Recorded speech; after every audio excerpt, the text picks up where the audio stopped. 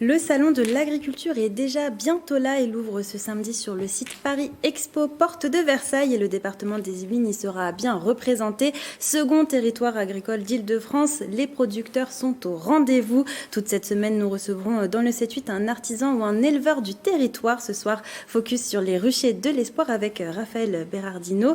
Alors, vous avez fait le choix d'une apiculture extensive qui préserve la santé de l'abeille plutôt qu'une apiculture intensive. Alors, est-ce que vous pouvez nous en dire plus? Comment est-ce que vous procédez concrètement? Déjà, en apiculture intensive, vous avez souvent vous déplacez les ruches. Vous avez besoin de les déplacer, toujours de les mettre au maximum en fait de ce qu'elles sont capables de produire. Souvent, il faut les nourrir, il faut les déplacer. Enfin, il y a beaucoup d'activités autour de ça pour qu'elles produisent au maximum. Et l'extensif, on va les laisser vivre en fait. On va produire moins, il en faut évidemment plus si on veut arriver à en vivre. Mais par contre, on intervient le moins possible de façon à ce qu'elles peuvent vivre toutes seules. En fait. Alors, on n'est plus dans une situation où on pouvait laisser les abeilles vivre sans rien faire. Voilà, ça c'est plus possible. C'était vrai peut-être il y a 50 ans, mais c'est plus vrai maintenant. Pourquoi, du coup, c'est plus vrai maintenant? Pour plein de raisons, mais voilà, les pesticides, les maladies, le varroa, enfin tout un tas de facteurs qui font que si on abandonne les ruches, c'est d'ailleurs un peu la problématique qu'on peut avoir aussi un peu dans les Yvelines, c'est qu'il y a beaucoup de gens qui ont des abeilles mais qui s'en occupent pas ou pas suffisamment. Ça ne veut pas dire qu'on s'en occupe pas l'extensif, ça veut dire qu'on les laisse faire quand on peut et puis quand on doit intervenir, on intervient. Mais vous préservez ainsi une espèce, c'est l'abeille noire. Alors l'abeille noire, c'est notre abeille endémique, donc locale. Je suis à côté et j'ai une partie de mes ruches qui sont dans le conservatoire de l'abeille noire à Bugnon, donc le canif.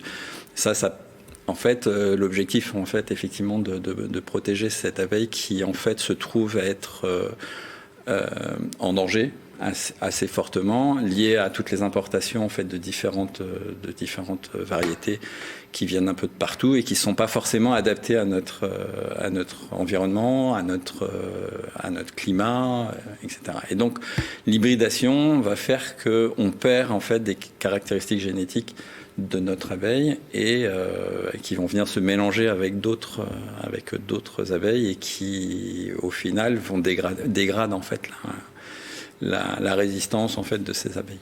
Et donc vous avez combien de colonies au total qui sont répandues sur combien de kilomètres, vu que vous devez avoir beaucoup de ruches un peu partout, vu que c'est une apiculture extensive? Voilà, alors j'en ai dans un rayon à peu près de 30 km autour de Galuy, un petit peu plus côté Rambouillet, et j'en ai 300 répartis par des ruchers maximum de 20 colonies. Et donc ça vous permet d'avoir des miels avec différents goûts? Alors, c'est pas tellement une question de goût. En fait, alors moi je récolte par rucher et chaque pot a le nom du rucher qui a été produit. Donc vous pouvez avoir des écarts entre différents ruchers qui sont même très proches. Parce qu'à 1 kilomètre près, on peut avoir des fleurs qui sont assez différentes. Et puis après, vous pouvez avoir des miels qui sont assez proches d'une distance plus éloignée. C'est vraiment lié à l'environnement qui se trouve autour du rucher. Les abeilles peuvent aller environ à 3 km autour, mais elles vont vraiment récolter dans le kilomètre autour du rucher. Et donc vous proposez quoi comme différents types de miel?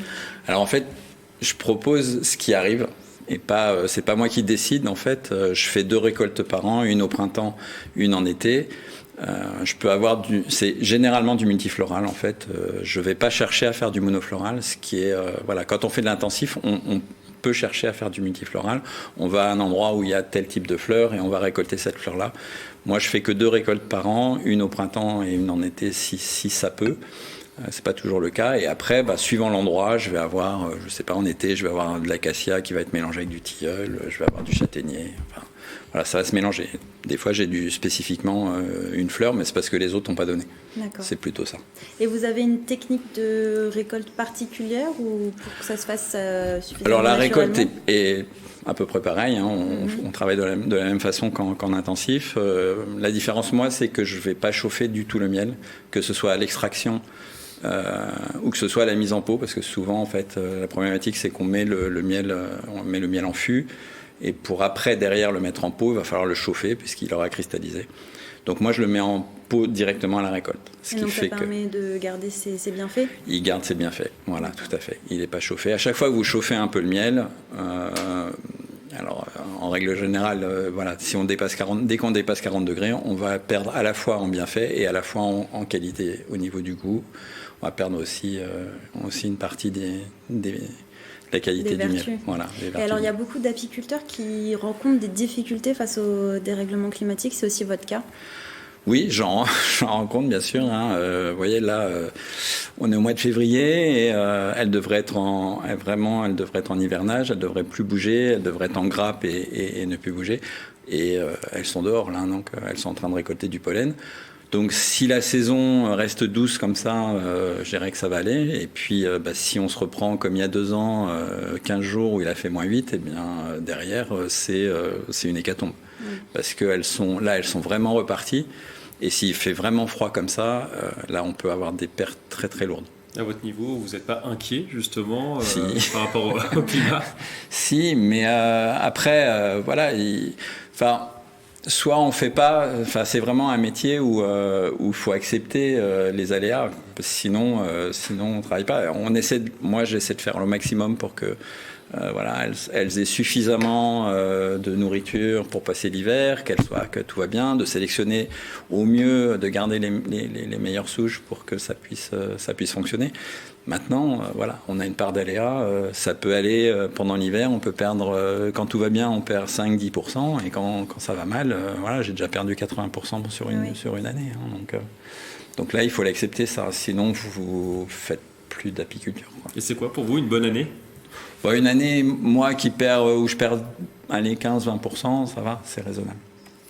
Eh bien, merci beaucoup Raphaël Berardino d'avoir accepté notre invitation. Je vous souhaite un bon salon de l'agriculture. Ce dernier se tiendra du samedi 25 février au 5 mars à Porte de Versailles.